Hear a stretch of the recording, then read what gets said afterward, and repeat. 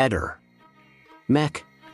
Pallister. Messina è stata sconvolta da un femminicidio brutale che ha spezzato la vita di Sara Campanella, una studentessa universitaria di 22 anni, originaria di Mesilmeri, accoltellata a morte in pieno giorno su Viale Gazzi, nei pressi dello Stadio Celeste. Le indagini delle forze dell'ordine si sono mosse con grande rapidità e nella notte i carabinieri del comando provinciale hanno eseguito un fermo nei confronti del presunto assassino.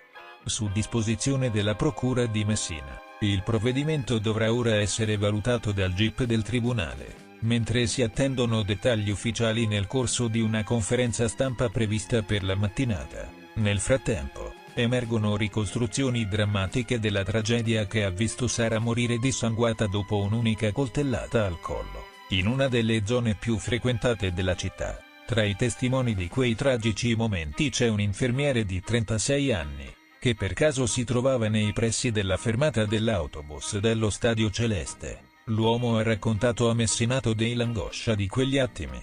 Ero in attesa del pullman per raggiungere il Policlinico di Catania, dove avrei dovuto iniziare il turno di notte. A un certo punto ho notato una ragazza a terra, dall'altra parte della strada. Inizialmente ho pensato a un incidente, ma quando mi sono avvicinato ho visto il sangue e ho capito che si trattava di qualcosa di molto più grave. L'infermiere si è unito ad altri 2 colleghi che già stavano tentando disperatamente di salvare Sara.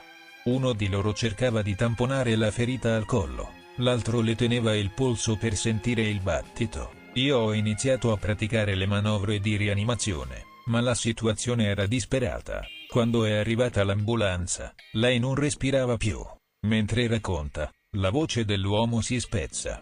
Mi sono ritrovato con i vestiti sporchi di sangue. Ho fatto il possibile per evitare una tragedia, ma non è bastato. Ho appreso della sua morte mentre ero in viaggio, e da allora non faccio che ripensare a quei momenti. È un dolore difficile da elaborare, anche perché fa questo mestiere. Secondo le prime ricostruzioni degli investigatori, Sara aveva appena lasciato il Policlinico universitario, dove frequentava il 3° anno del corso di laurea in tecniche di laboratorio biomedico. L'avrebbe seguita fino in strada il suo assassino, un giovane che frequentava la stessa facoltà e con cui la ragazza aveva avuto una relazione, poi interrotta. Le immagini delle telecamere di sicurezza e le testimonianze raccolte dai carabinieri descrivono una scena agghiacciante. Il giovane avrebbe atteso Sara fuori dal Policlinico, l'avrebbe seguita in auto fino a Viale Gazzi.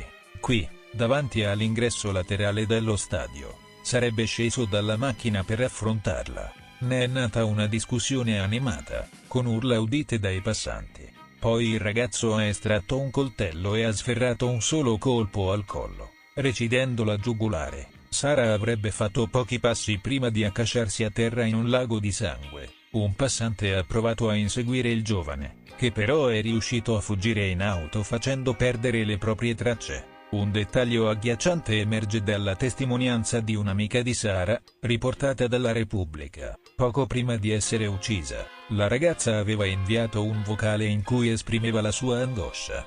"Sono sicura che lui mi sta seguendo", parole che oggi assumono il peso di un terribile presagio. La notizia della morte di Sara ha scosso profondamente sia Messina che il suo paese d'origine, Mesilmeri. L'Università di Messina ha espresso il suo dolore con un messaggio sulla pagina ufficiale. Sara Campanella, nostra studentessa del corso di laurea in tecniche di laboratorio biomedico. Un'altra giovane donna, un'altra vita interrotta. La rettrice, Giovanna Spatali, e tutta la comunità accademica esprimono grande dolore e sconcerto per la tua tragica scomparsa. Avevi solo 22 anni e tutto ancora da vivere. Ciao Sara. Anche il sindaco di Messina, Federico Basile, ha manifestato il suo sgomento.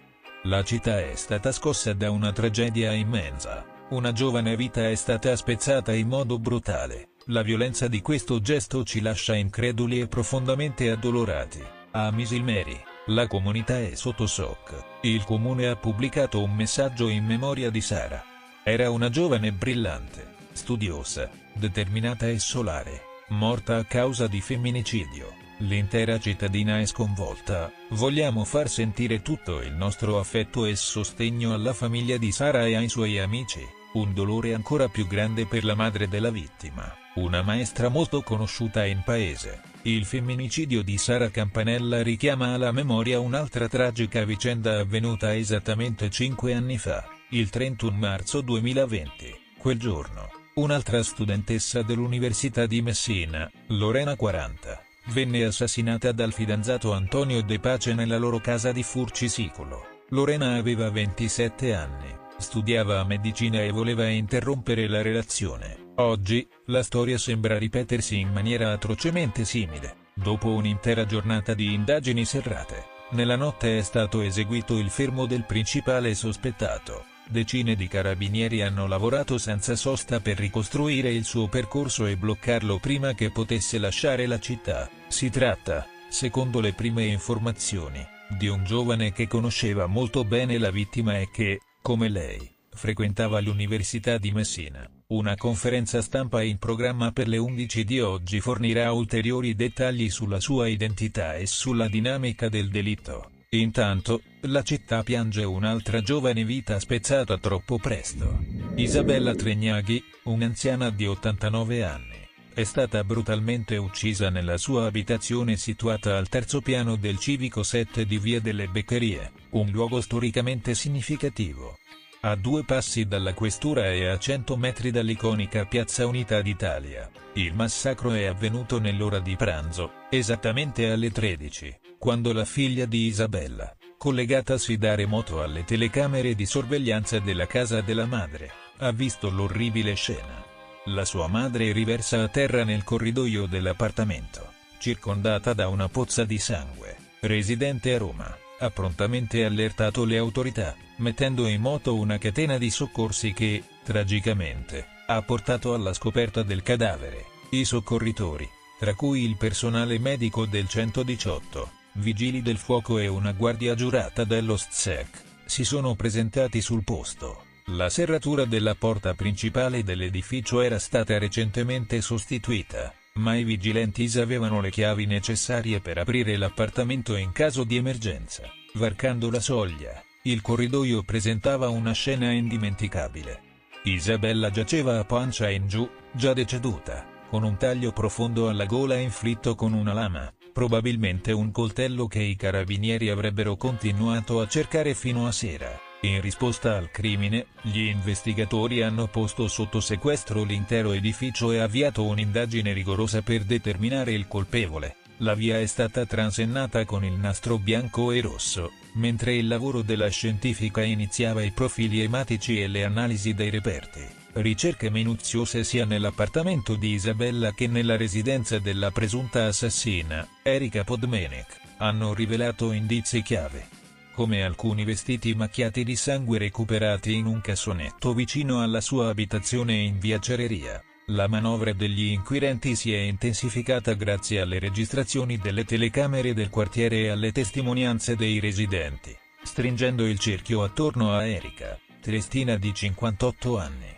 Con un blitz da film poliziesco in via Bramante, Erika è stata rintracciata alla guida della sua Fiat Panda bianca, grazie alle auto civetta che l'hanno intercettata mentre si stava allontanando dal luogo del crimine. L'accerchiamento è scattato fermamente al semaforo all'incrocio con il bar Capriccio. Con le pistole puntate, i carabinieri hanno intimato alla donna di scendere, operazione a cui Erika non ha opposto resistenza, accettando le manette. Al termine di un lungo interrogatorio, condotto dal procuratore facente funzioni Federico Frezza con i sostituti Ilaria Iozzi e Andrea Laganga, è stata formalmente accusata di omicidio volontario. Attualmente, Erika si trova nella sezione femminile del carcere Ernesto Mari. Il movente del delitto rimane avvolto nel mistero, sebbene ci siano sospetti di legami economici tra Erika e Isabella. Gli investigatori stanno cercando di chiarire il tipo di relazione che poteva esistere tra loro.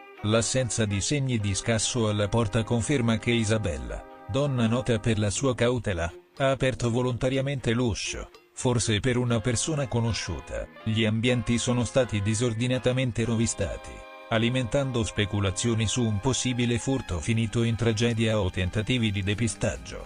La figlia di Isabella, nel frattempo, è stata colpita da una terribile realtà. ritornando a Trieste col primo volo disponibile per affrontare una situazione devastante e inaspettata. Con il sequestro di entrambi gli appartamenti e della banda di Erika, le indagini continuano, con l'attesa dell'autopsia cruciale per determinare con precisione la dinamica dell'aggressione e fornire qualche risposta nel febbrile clima di incertezza che avvolge la città. Ehi, non dimenticare di iscriverti a questo canale.